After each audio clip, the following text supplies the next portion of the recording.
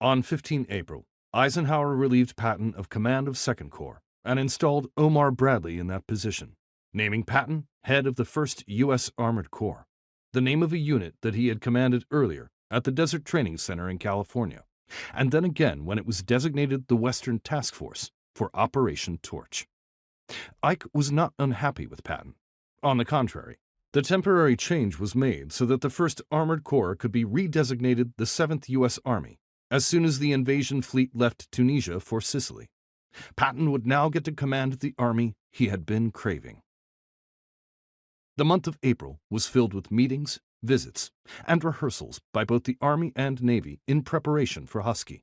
Patton established his headquarters in Mostaganem, about 200 miles west of Algiers, and regularly monitored practice landings. Admiral Hewitt, who would command all of the U.S. Navy vessels taking part in Husky, urged Patton to relocate to Algiers so that their staffs could be in close contact, in order to facilitate the detailed planning for Husky. For some reason, in spite of their pre-torch experience, Patton did not feel this to be practicable, Hewitt said. Heated arguments and debates about how best to conquer Sicily continued to swirl around Allied forces headquarters.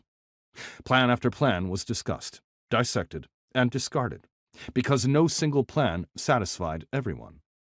The Americans favored splitting up the attacking forces into a pincer maneuver, with U.S. forces hitting Palermo on the northern side of the island and then driving east toward Messina, while the British landed in the southeast corner and pushed rapidly northward, also toward Messina, to trap the bulk of the Axis forces and prevent them from escaping to mainland Italy.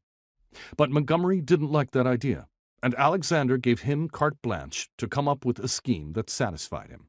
On 2 May, Monty cornered Walter Bedell Smith, Ike's chief of staff, in a lavatory at Allied Forces headquarters at the Hotel Saint-Georges in Algiers, and drew with his finger on a steamed-up mirror his concept for the invasion of Sicily. Montgomery's 8th Army would land on the southeastern corner of the island and drive northward along the east coast, while Patton's 7th Army would land on the beaches just to the west and move northward, guarding the 8th Army's left flank as it advanced. Eisenhower approved it. Patton was not consulted. The revised plan had Monty's men landing and capturing the port cities of Syracuse and Augusta, and the Pacino airfields.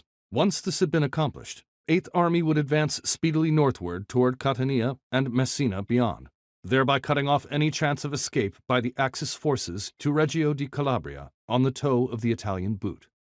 Patton's 7th Army, after landing on the southern shore, would act as a shield to protect Montgomery's left flank. The 8th Army was given the lion's share of the operation, and would receive the lion's share of the glory if it succeeded, Patton growled.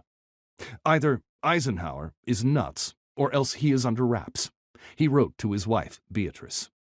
Concerned that Eisenhower was being too passive as Supreme Commander, he noted, "I think Ike sees the light a little, but he fears for his head if he stands on his feet."